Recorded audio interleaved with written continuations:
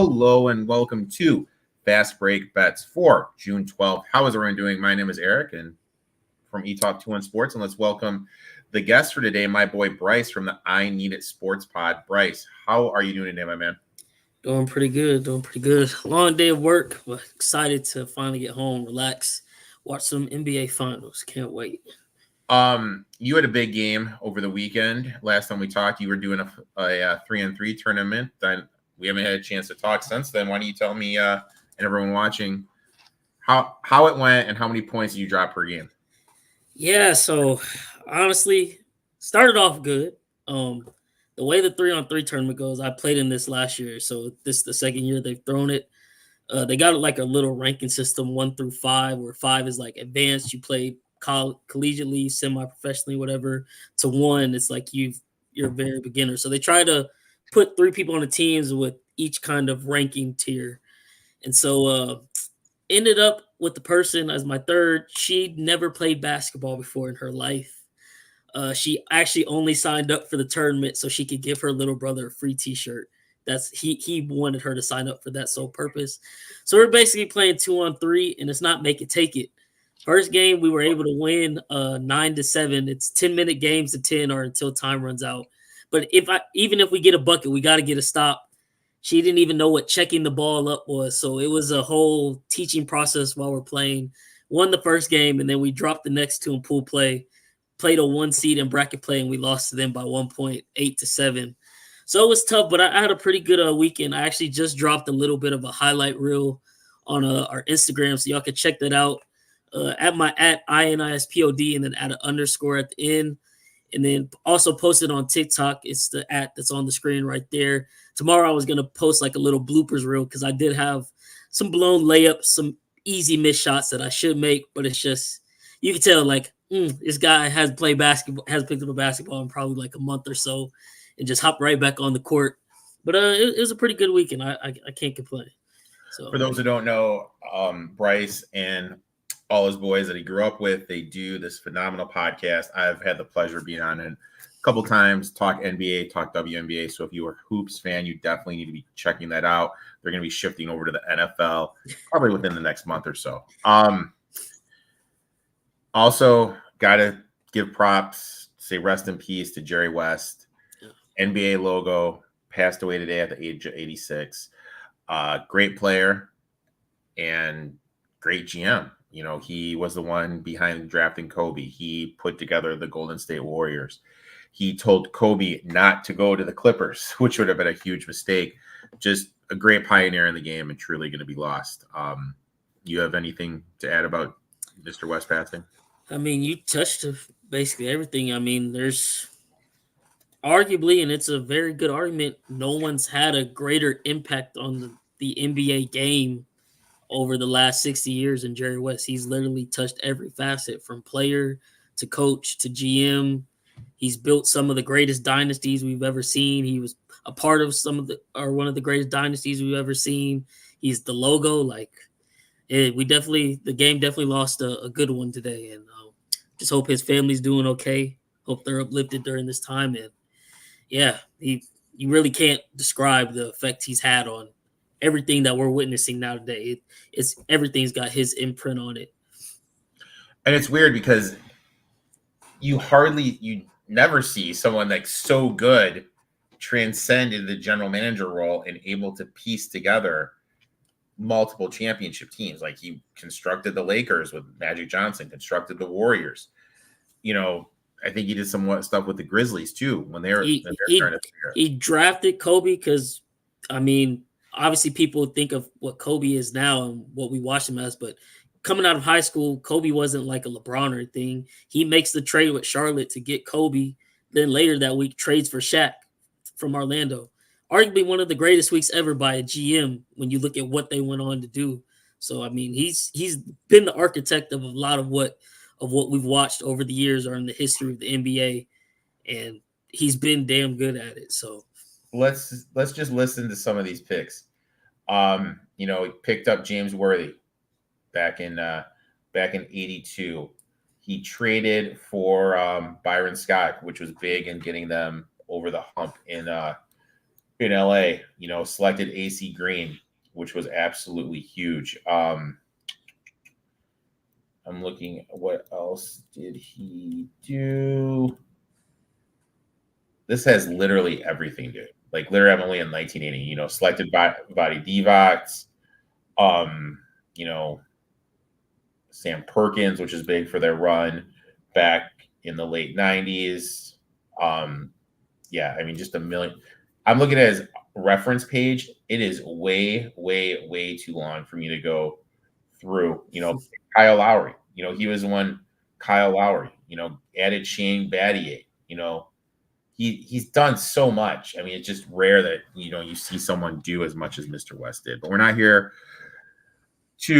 we're obviously going to mourn his loss, but we're here to talk some NBA Finals Game 3. I have 4 bets, man. You have 2 bets. I'm going to kick us off. I'm just going to go the rah-rah first quarter spot. American Airlines Arena is going to be rocking. They absolutely need this game. No Kristaps Porzingis. I think it's going to take the Celtics a little bit of time defensively to kind of figure everything out. I got the Mavericks here minus a 1.5 for the first quarter. So that's going to be my first play. Mavericks minus 1.5 for the first quarter. What are you working with? Okay, well, so oddly enough, in this series, nobody on the Mavericks has hit multiple 3-pointers besides Luka Doncic, which is just you're never gonna have or win basketball games with that recipe.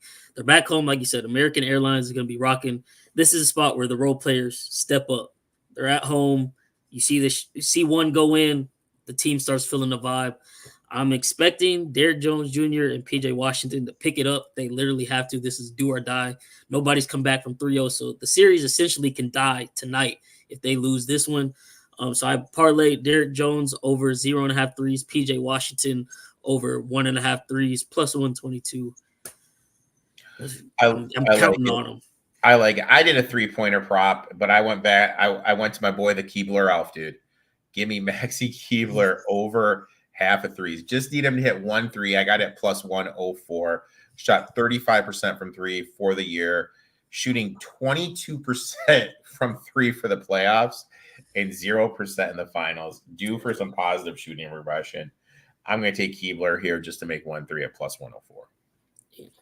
And then my other 2 bets, I got 1.5 on all these. I got Mavericks first half minus 1.5. There's a million trends. The big trends, game 3, teams that are down 0-2 that are favorites at home, take out are 63% against the number, take out the first round. That's all the way up to 68% against the number. So just a trend that, we always slam. Home team down 0-2 after the first round going home. And then Mavs minus 1.5 for the game. I got this right after game 2. Obviously, it's up to 2.5 right now with the Porzingis news. I would still bet it. Home teams, game 3, down 0-2 that are favorites, 59% against the number. Teams that are down 0-2 that lose by 5 points or more in game 3s, 60% against the number. You and I have mentioned the Porzingis injury. He is way better defending the rim than I remember. Yeah, I gotta apologize to him because I didn't think he was gonna make that much of a difference, especially coming off the injury he had initially coming into the series. And he's came in. He's erased at least like 5 to 6 easy buckets at the rim off just thinking off the top of my head between his games 1 and 2 that were big momentum shifters. Like we're talking about what should be dunks or easy layups for Dallas on one end. A block leads out to a break, and it's a Boston 3 or dunk on the other end. He's been amazing, and that's going to be a big loss. And I'm over here adding a bet because I had Derek Lively to average 7 rebounds for the series. Porzingis being out, he hit it last game. He's got over 6.5 at even money plus 100 right now. So I actually went and thrown some money on that. The sneaky bet to add before I go back is Drew Holiday to lead the series in rebounding. Like, that's kind of the sneaky rebounding thing to add. I'm pulling it up right now. He was at 30-1 at MGM a little bit earlier. I'm pulling up the rebounding stats right now. Bear with me. Boom. So right now, obviously, Luka is leading in rebounding. So we got Luka rebounds. Where's rebound? Contested rebounds. Oh, dude, NBA. I hate the way NBA does it. Okay, so it's Luka Doncic, 10.5 rebounds. Jason Tatum, 10, and Holiday, 9.5. Those are per game. So what is that? He's got 19, Tatum, 20, Doncic, 21. So he's only 2 back. Yeah, he's right there. And there's no Porzingis. So I think that's going to open up stuff for Holiday. And you're able to get him at 30-1 without... Let me see. I was going to ask you, do you think Holiday should be the front runner for Finals MVP as of right now? As someone that has him 50-1, selfishly, yes. I don't know. I think we're going to see a, you know what I mean? I think we're going to see a game where Brown or Tatum do their thing. Got to kind of give it to Tatum, though. I mean, as much as I'm not a Tatum guy, he's looked pretty good without this finals without scoring. You got to give him credit. I'm looking right now. So he doesn't really rebound that much during the regular season. Let's take a look how it's been with the playoffs. Porzingis, what game did Porzingis go down? Do you remember? I want to say it was game 2, I think, versus Miami. Might have been game 1, honestly. I think it was game 2. Yeah. Rebounding totals 2-6-6, 6-2, 8-7-3, 7-4, 9-9. So in the last 2 games, 8 and 11. So I mean, I definitely think there's some value on Holiday to lead the series in rebounding. Right now, I'm looking at it plus 500 for a double-double. Don't mind that at all. Heck, I'll bet Drew Holiday double-double plus 500. But just to finish up, teams that lose by 5 points or more in game 2 that come home game 3, 60% against the number. Mentioned the Porzingis injury. I really think that's going to be big just because Al Horford can't protect the rim.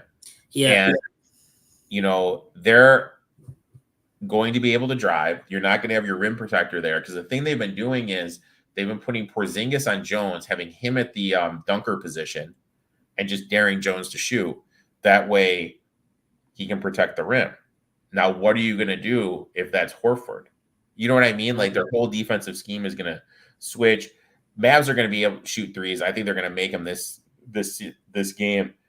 For the series, can you guess how many 3-pointers they've made for the series?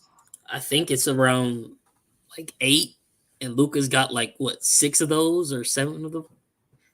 They are 13. Oh, 13. But Luka's got 8 of them. Is that what it is? 13 for 83, and Luka has 8 of them. Yeah, okay, that's what that's ridiculous.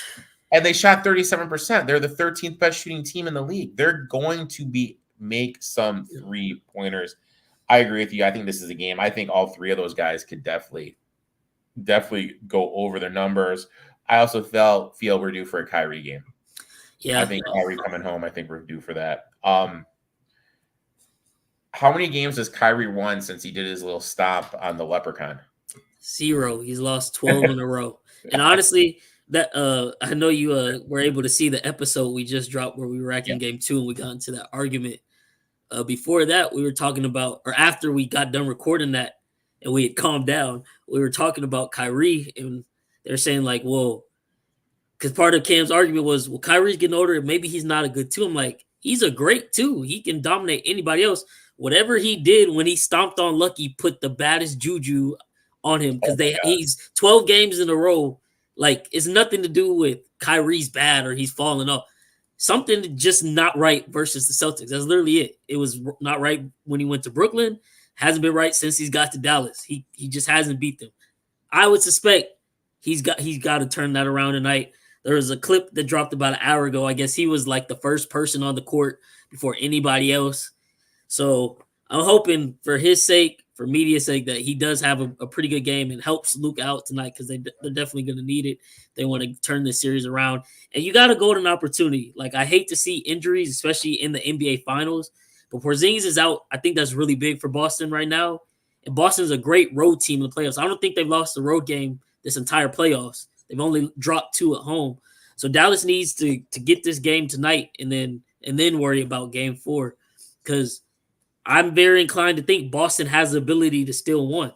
They still won, and it's tonight, 3-0. No one's ever came back from that. So definitely got to get right. Trey, I'd have to quit. Okay, let's make some money. Can you do a DFS lineup? These are always fun. I've been getting a couple of these questions on the fly. So I'm gonna pull up DraftKings. Okay, let's just kind of talk one out. Okay. Yeah. Pulling up DraftKings. All right, here we go. NBA. Let's go the showdown mode. Now the question is, captain spot. Who are you feeling in the captain spot? I mean, Luka's $20,000. Let's rewind. Let's back it up a little bit. Role player. What role player are we going to want to put in this? I think Derek Jones has a good game tonight. All right, so let's put Jonesy in. Boom, he's at 4,600. So we got Jonesy in. Dude, I think Keebler has a good game, dude. Oh yeah.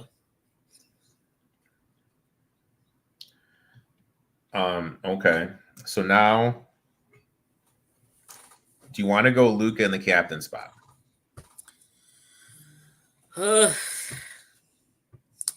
It's hard because I mean, if you don't do it, you'll feel dumb because he might just go off for 35 and another triple-double again.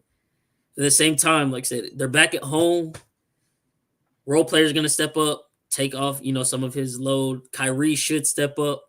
I think for tonight, you take the gamble, you go Kyrie because they're back at home behind the home crowd. I like it. And they help Luke out tonight. I like it. I also kind of think this could be a holiday game. So let's put Holiday in there. We could put Luka in just the regular lineup so that way we have a piece. Now we got $9,000 and we can go basically anyone but Tatum or Brown.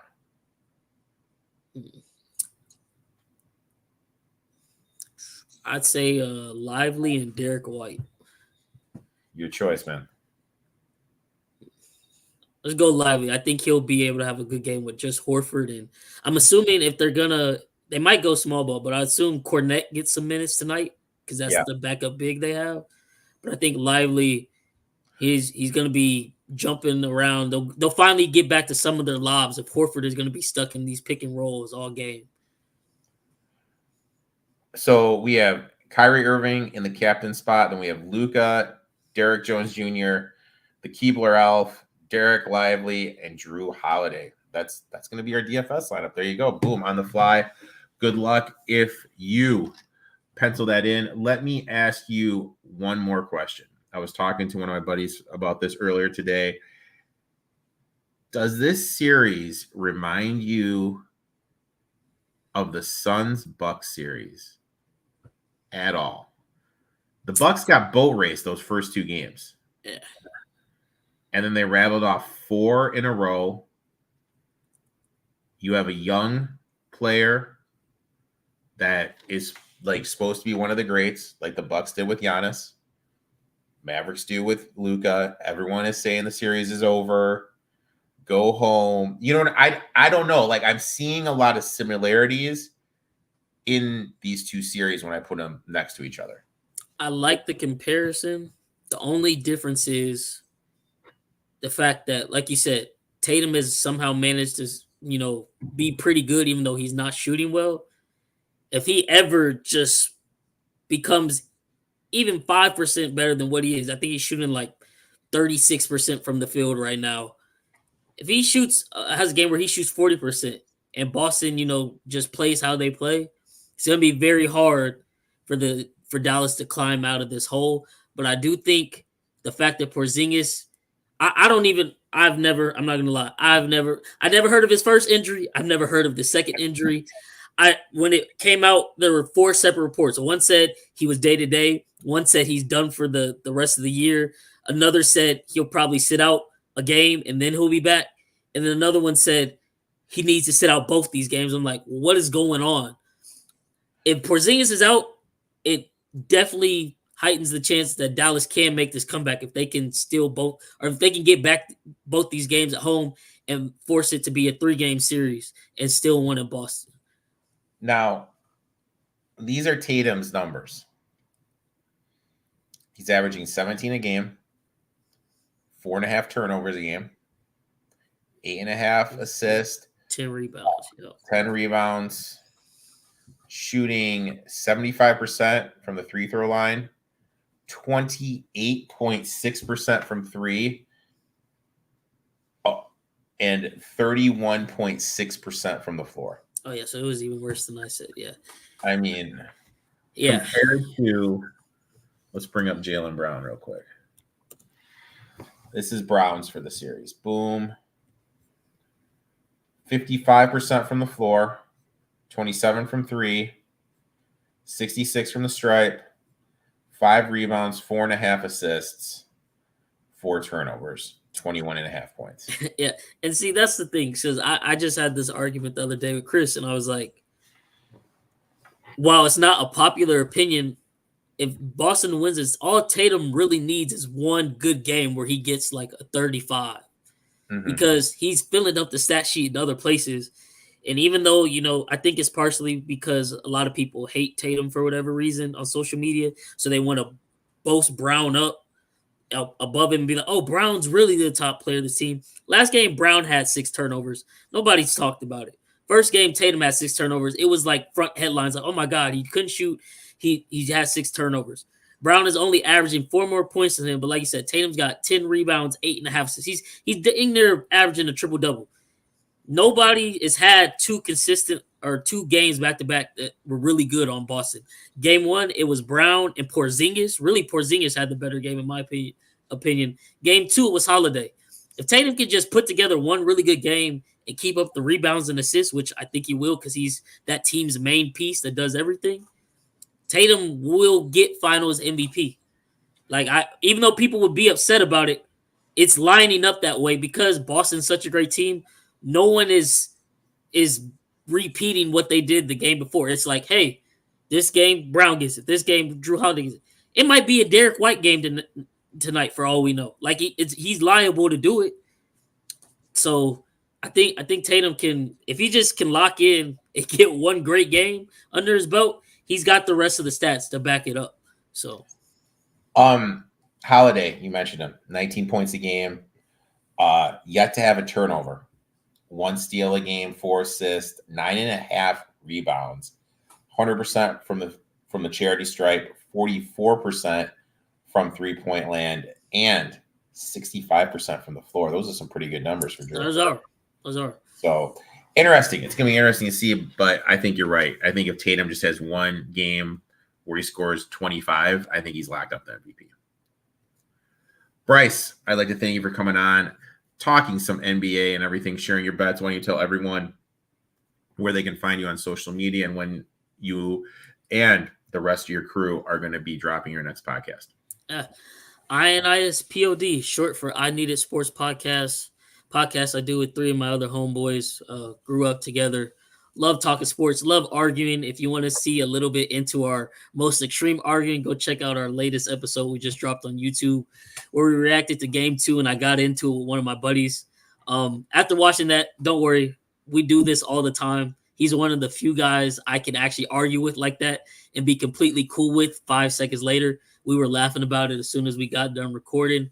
But yeah, you can find us on YouTube, find us on Twitter, find us on TikTok with the @ on screen, Instagram, just @ _. Like I said, I just dropped those 3 that 3-on-3 tournament highlights on there and TikTok. I'm trying to work around kind of some editing things to upload some of the footage to YouTube, but hope to get that out sometime this weekend. have Erik on quite a bit. And as we kick it into football season, some of the off-season stuff, we'll definitely be having him on a little bit more. So appreciate y'all. If y'all, go check out the channel, subscribe, see what we got going on over there. And appreciate you for having me on. I know it was a short notice. I appreciate the offer and glad I could come on, share some bets. Hopefully we cash out tonight and Dallas makes this a 2-1 series and it's still a series. It's not over after it's 3-0. If it's not, you're gonna get a text from me saying "fuck Luka." That's why I'm just for those watching on Twitch and YouTube, I dropped the link to their YouTube page in the comments. So go check that out, and hopefully we're gonna make some money. We'll talk soon, my friend. Talk soon.